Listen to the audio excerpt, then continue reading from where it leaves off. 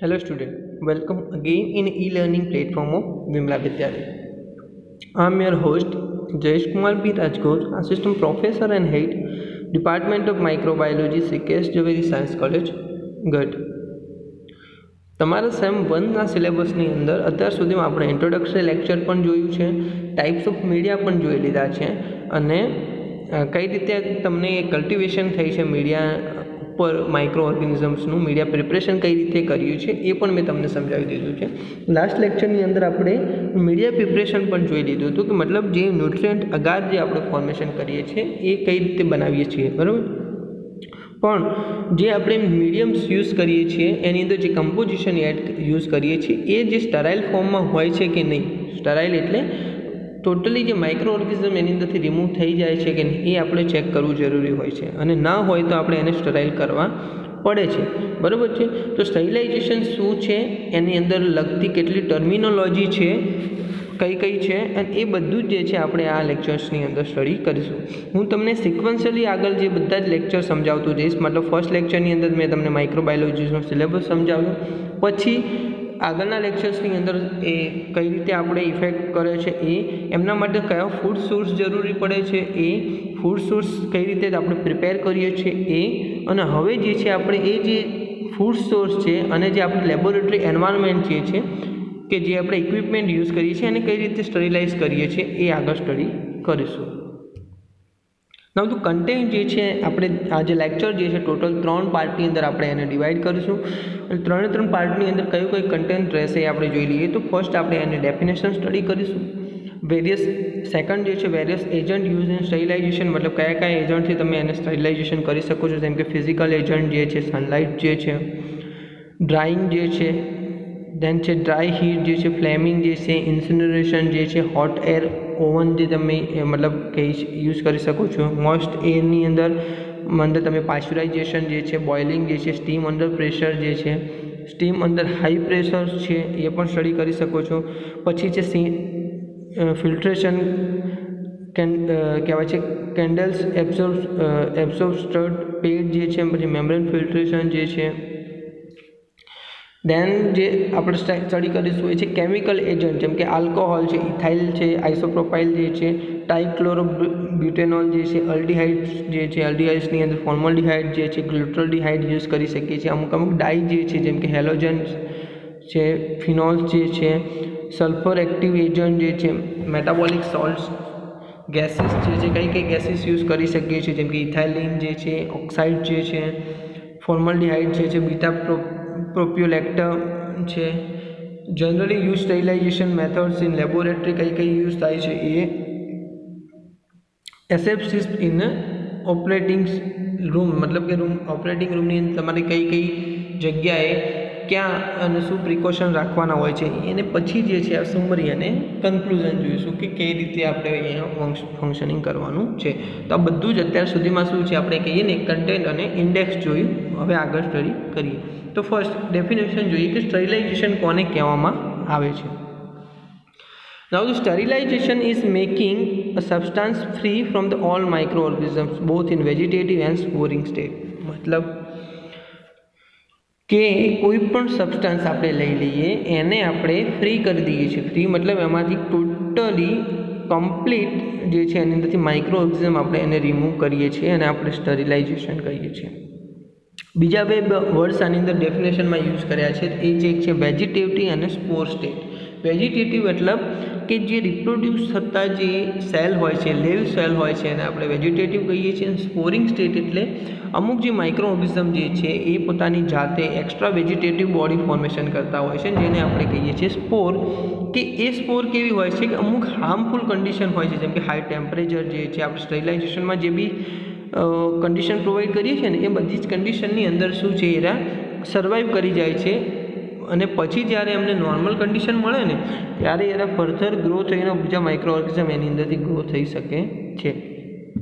તો સ્ટરીલાઇઝેશન એટલે શું કે આપણે જે છે કોઈ પણ આપણું વેસલ જે છે કે આપણું જે મીડિયમ જે છે એમાંથી વેજીટેટિવ અને સ્પોર ફોર્મ બંને ત્યાંથી જે છે આપણે રિમૂવ કરી દઈએ ટોટલી અને ફ્રી કરી દઈએ એને આપણે શું કહીએ છીએ સ્ટરીલાઇઝેશન.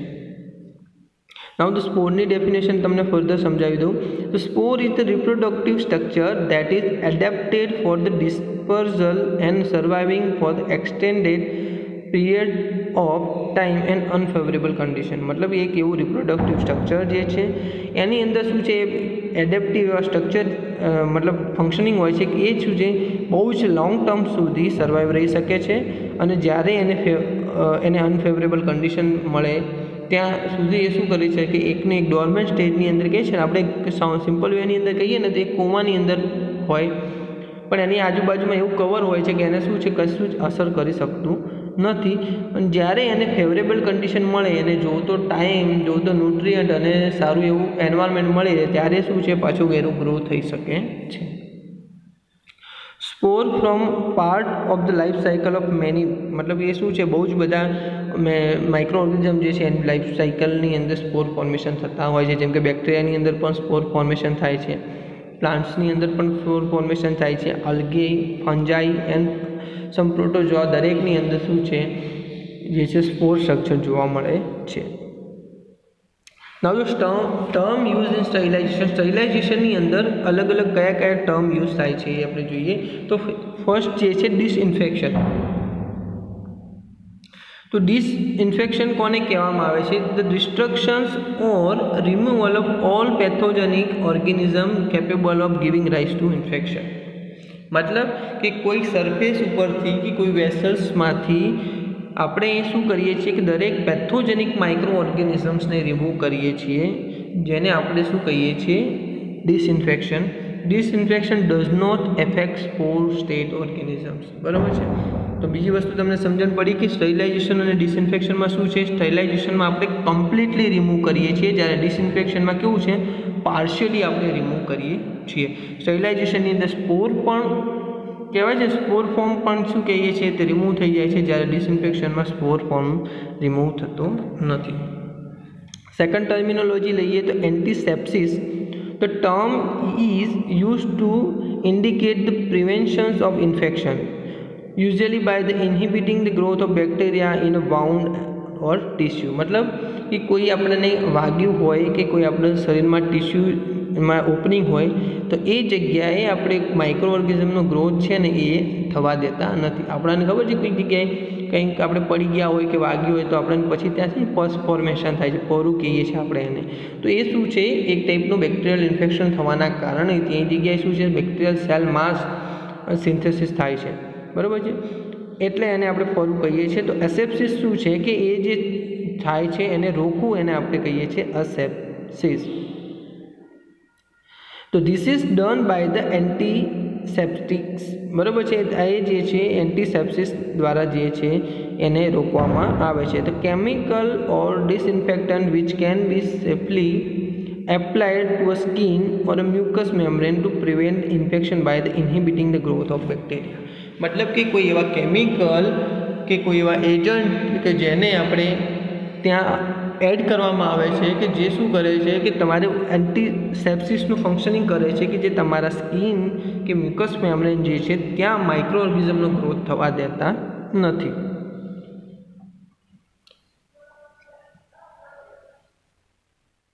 નાઉ તો ટર્મિનોલોજી બીજી આવે છે એ છે બેક્ટેરિસિડલ્સ એન્ડ જર્મિસિડલ્સ. મતલબ સિડલ જે આ વર્ડ યુઝ થતું હોય ને એ શું થતું હોય કિલ કરી દેતું હોય.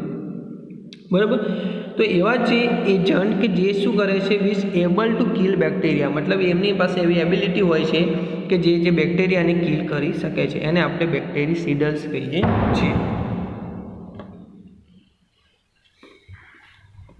બેક્ટેરિયોસ્ટેટિક એજન્ટ તો આગળ શું હતું બેક્ટેરિયોસિડલ. સિડલ મતલબ શું કરતા હોય કિલ કરતા હોય. સ્ટેટિક મતલબ શું છે એક જગ્યાએ સ્ટોપ કરી દેતા હોય. બરાબર. તો only prevent multiplication of bacteria but they remain alive. બરાબર.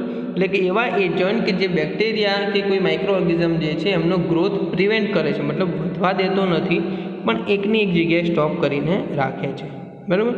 નાઉ the cleaning important preparatory step before sterilization or disinfection by removing soil and other dirt. Cleaning मतलब કે આપણે કોઈ વેસલ્સ કે એને સ્ટરીલાઇઝેશન કરવું હોય કે કોઈ એરિયાને સ્ટરીલાઇઝેશન કરવું હોય તો પહેલાં આપણે શું કહીએ છીએ, એને સાફ કરીએ છીએ, બરાબર. તો સપોઝ આપણે કોઈ બીકરનું લઈ લઈએ તો બીકરને પ્રોપરલી આપણે વોશ કરીએ છીએ, એમાંથી જે કોઈ ડસ્ટ જે છે કે બીજું કોઈ કેમિકલ જે છે એને રિમૂવ કરીએ છીએ અને પછી એને આપણે સ્ટરીલાઇઝેશન કરીએ છીએ. તો એ જે સ્ટેપ જે છે એને આપણે કહીએ છીએ ક્લિનિંગ. પછી ડીકન્ટામિનેશન એટલે કોને કહીએ, the process of rendering an article or an area of the contaminants including microbial, chemical, radioactives and other hazards. Now the decontamination કોને કહીએ છીએ, પહેલાં આપણે કહીએ છીએ સમજીએ કન્ટામિનેશન કોને કહેવાય છે. કન્ટામિનેશન એટલે કે આપણે કોઈ કામ કરતા હોઈએ છીએ ને ત્યાં આપણને કોઈ એવું ફેક્ટર બરાબર છે કે જે આપણા કામને ઇફેક્ટ કરી શકે છે કે નડતરરૂપ છે, એને આપણે કન્ટામિનેશન કહી શકીએ છીએ, બરાબર. તો અહીંયા કોઈ પણ વસ્તુ આવી શકે છે, જેમ કે કોઈ માઇક્રો ઓર્ગેનિઝમ છે, કોઈ કેમિકલ છે, કોઈ રેડિયો એક્ટિવ મટીરિયલ જે છે કે જે શું છે આપણા જે કોઈ ફંક્શનિંગ માટે કરીને એ આડઅસરરૂપ થઈ શકે છે અને એને આપણે કન્ટામિનેન્ટ કહીએ છીએ, કન્ટામિનેશન કહીએ છીએ, બરાબર.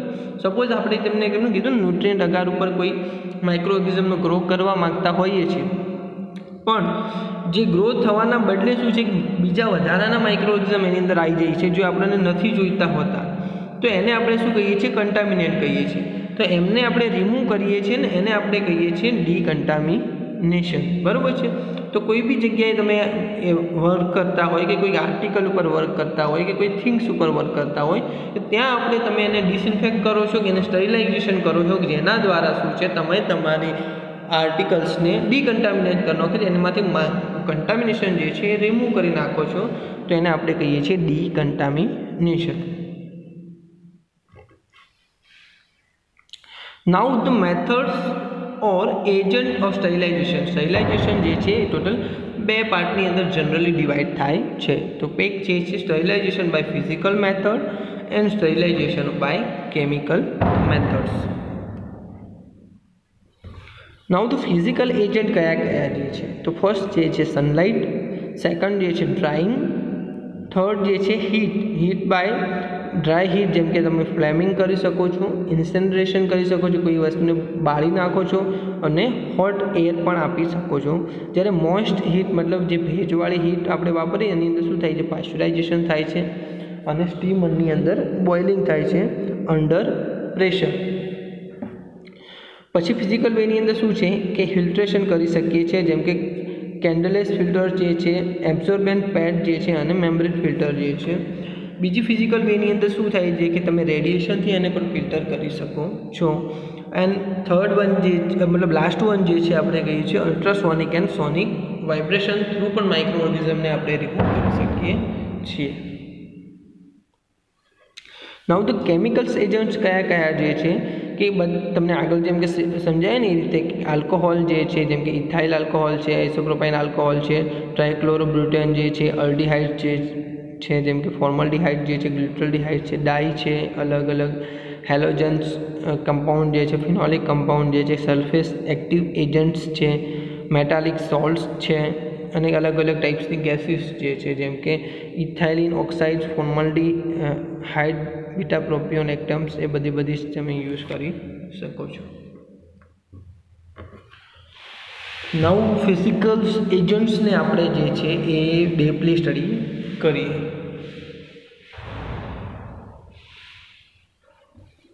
તો ફર્સ્ટ જે છે એ sunlight.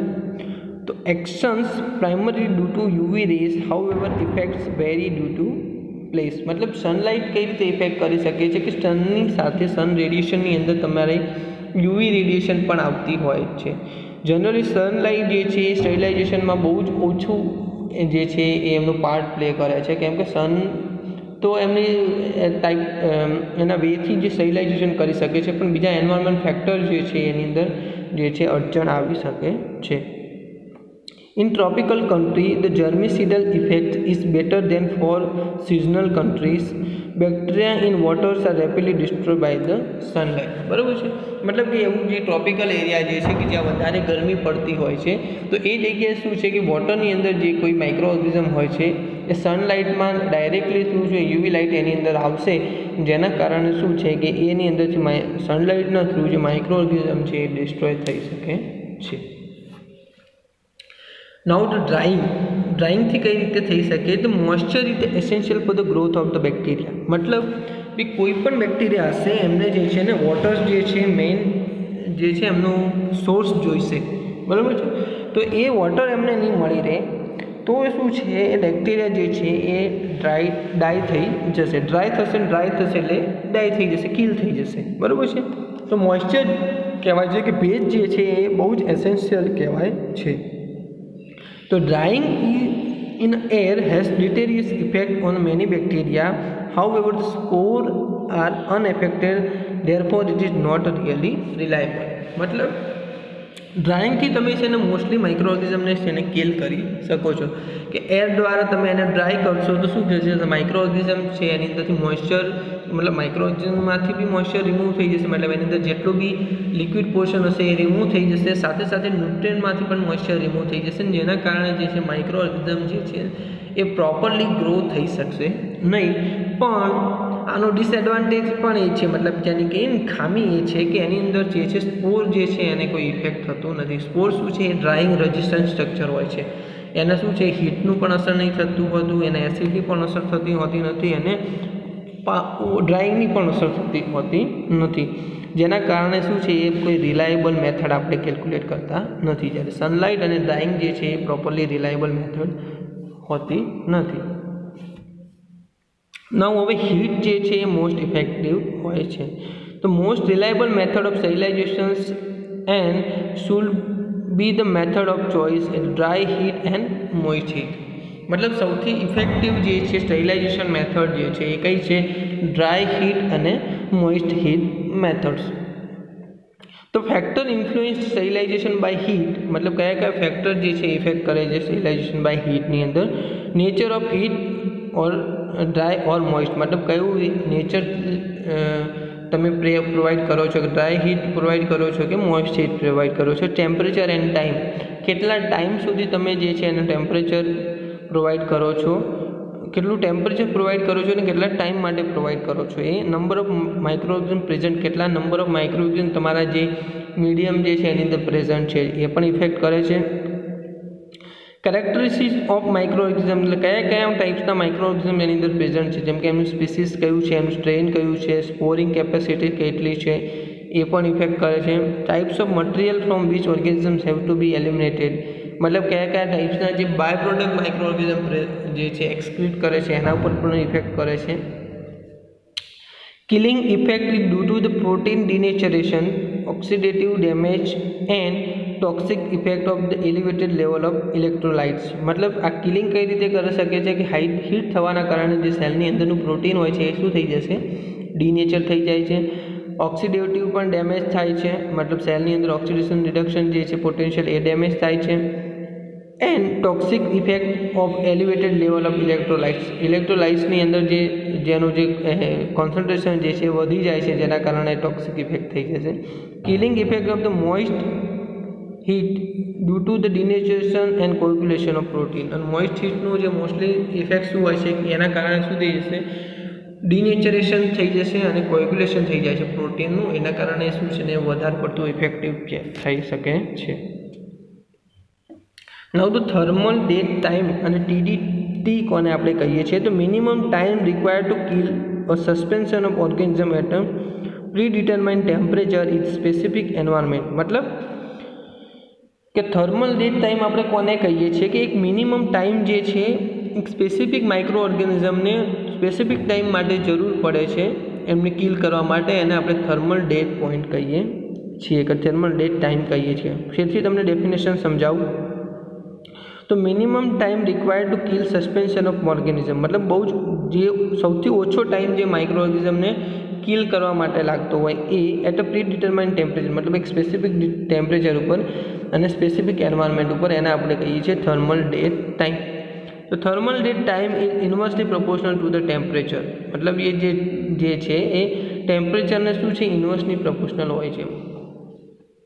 TDT is increase in the presence of organic substance proteins, nucleic acid, starch, gelatin, sugar, fat, oil. મતલબ શું છે કે કઈ રીતે ઇન્ક્રીઝ કરે છે કે સેલની કોમ્પ્લેક્સિટી કેટલી છે એના ઉપર ડિપેન્ડ કરે છે. જેટલું વધારે કોમ્પ્લેક્સ સેલ હોય છે એટલું જ વધારે જે છે એનું ટીડીટી જે છે એ ઇન્ક્રીઝ થઈ શકે છે. મતલબ ટીડીટીનો જે થર્મલ ટાઈમ જે છે એ વધી શકે છે.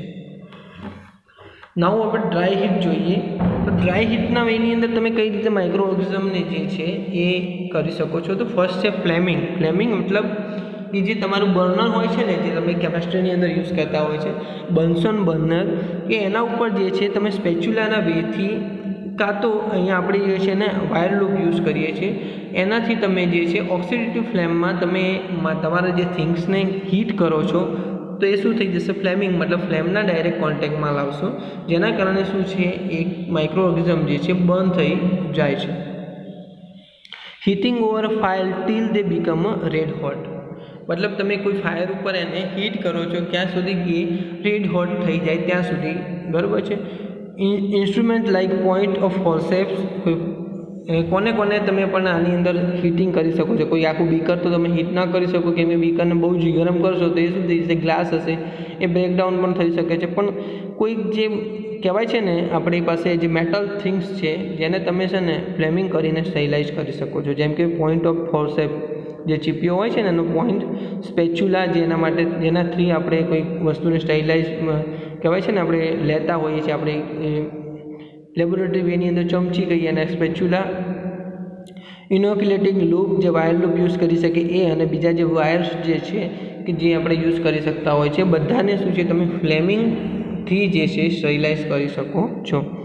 ઇનોક્યુલેટિંગ loop is better dip in a disinfectant first before flaming to prevent spattering, બરાબર છે. અને જે ઇનોક્યુલેટિંગ લૂપ જે છે એને તમારે ડિસઇન્ફેક્ટન્ટની અંદર જે છે ડીપ કરવો જોઈએ. કેમ કે સપોઝ એની અંદર માઇક્રો ઓર્ગેનિઝમ પ્રેઝન્ટ હોય, બરાબર છે, કે માઇક્રો ઓર્ગેનિઝમ એની અંદર અટેચ હોય, જ્યારે તમે એને ફ્લેમ કરશો ત્યારે શું કરશે, એ બંધ થશે અને એ ત્યાંથી બ્રશ થશે, મતલબ ત્યાંથી ઉડશે અને ઉડીને તમારા જે છે કોન્ટેક્ટમાં આવી શકે છે. એટલે એને તમે પહેલાં ડિસઇન્ફેક્ટ કરી અને પછી જ જેને ફ્લેમ કરો તો એ બેસ્ટ વે કહેવાય છે.